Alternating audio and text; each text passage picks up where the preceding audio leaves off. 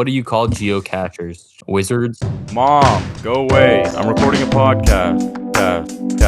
Recording a podcast. Welcome back, everyone, to the Verified Podcast. My name is Carlos. My name is Shane. Today is a pretty exciting guest. We have a track and cross-country aficionado and a geocaching wizard, Sean.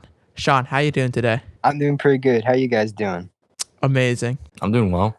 Is it a good day to be geocaching today? It's a very good day. Sean, would you care to explain what geocaching is? Geocaching is basically a worldwide scavenger hunt where anyone can hide objects in forest, urban settings. They mark the GPS location, just let people know where the approximate location is, the size of the object, and just let people try and find it. It could be as small as the size of your thumb to as big as a backpack. And pretty much the sky's the limit. What do you expect to find when you find this treasure? The most common one is called a bison tube. It's like a little tube the size of your thumb that has a screw on top where most of the time people attach magnets to it. Mhm. So you could stick it up in weird places that people wouldn't really look for.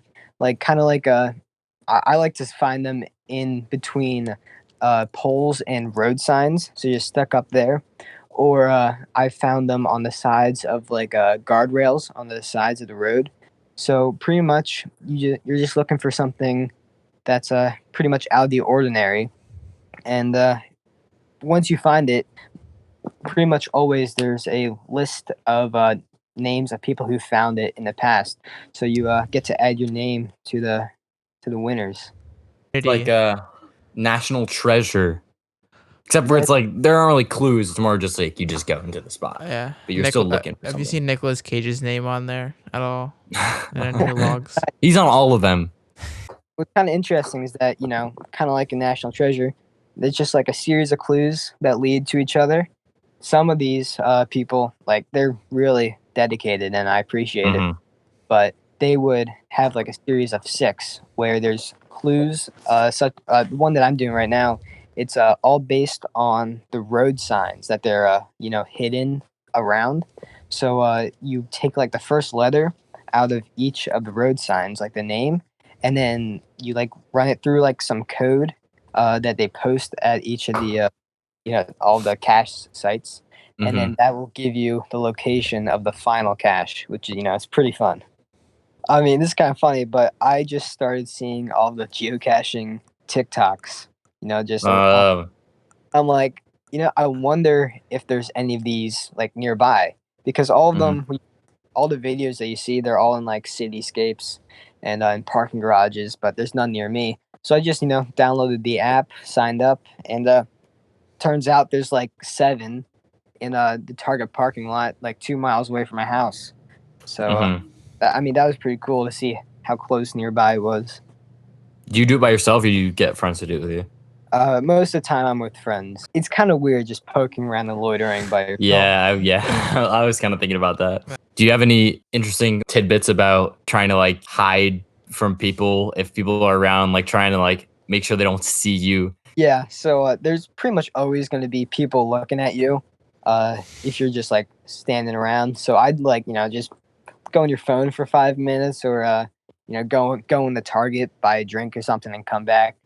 Because if people see you, pick up, look under a lamp, take out a medicine bottle, and put it back, they're probably going to think you're up to something, and they're going to check it out afterwards and tamper with it.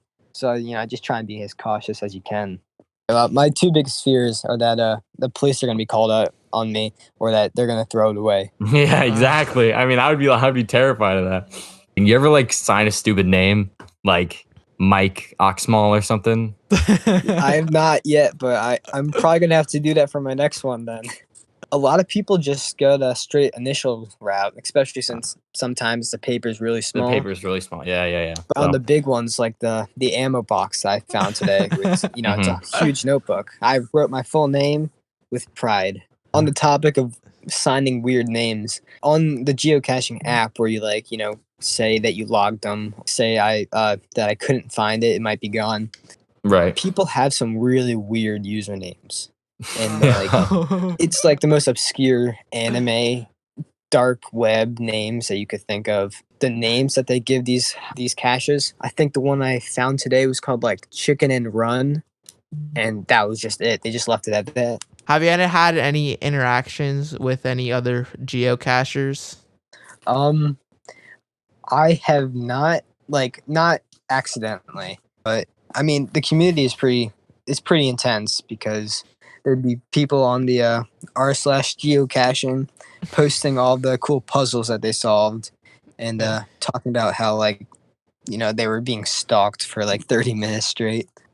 The number of caches that some people have found are like I've seen 6,000 on this one dude. Oh my god. Like, which is insane, because I've only found like 150. I mean, That's still still a lot. Yeah. 6,000 is crazy. Yeah. On the topic of like cool geocache puzzles, have you done any of those, or if you have any of them stood out to you? Like, So I'm doing my first right now, because they are very kind of hard to come by and few and far between.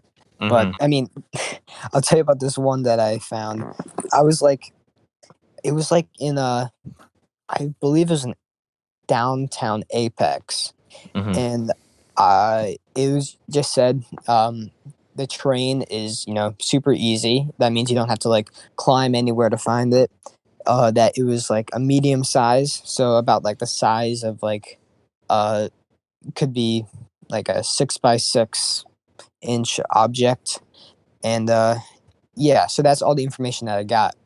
So I was looking around, and then I found like this electrical box, and that's exactly where the GPS says it's going to be. So I'm circulating this box for, I'd say, like 20-30 minutes, just looking for the geocache. Like, I mean, and it's not like it's going to be easy to miss. It's like 6 by 6 inches. So eventually I see like this little like curved like pipe, like a PVC pipe attached to the back of the to the electrical box. And I mean, I never really thought about it, but like, why would it be there? Because the wire is not going anywhere. So I kind of tug at it, and then it just like falls off. There was a magnet holding it to the box, and inside of the PVC piping was just the logbook and a bunch of trinkets. It's pretty crazy. dang, That's nuts. trinkets. But yeah, the commitment that it took to match the paint color to the one of the electrical box, that's what I say is the truest dedication. What are like the weirdest trade-in items you found in a geocache? I found everything from like really old baseball cards to like I'm guessing it was like their grandparents' like wedding picture, because it was an old photo. There's been like foreign coins and like My Little Pony trinkets. Like, it's anything. That's a catch right That's there. a cop. Yeah, I mean, it's cool because anyone can do it. All you need is like a GPS enabled device and a pen to write your name. You guys can add me on Instagram at sblizzard6. That'll be linked. Thank you guys so much for listening to today's episode. Hopefully you guys enjoyed. Sean, our geocaching correspondent, thank you so much for being here today. Thank you for having me. Guys, if you guys did enjoy and you guys want to help us out, you can go ahead and follow us on all of your favorite podcast listening platforms. If you want to check us out on Instagram, see our highlight videos, get updates, get cool links you can click on in our bio. You can follow our new Instagram handle. It's the same account, just a new handle, at verified.talk. If you missed it the first time I said it, it's at verified.talk. If you guys want to also subscribe to our YouTube channel, we appreciate the support over there. We're just verified on YouTube. We're not actually verified on YouTube. That's just our name. I've said that joke way too many times. It's really dried up now. If you guys want to help us out even more and you guys want to support us, you can go ahead and use our Audible free trial link. It's www.audibletrial.com/verified. Really appreciate any free trials there. Help us out. And you guys will be able to listen to a free audiobook and get a 30-day free trial with Audible. Other than that, guys, we appreciate the support. Thank you guys so much once again. And if thank you. Okay, bye.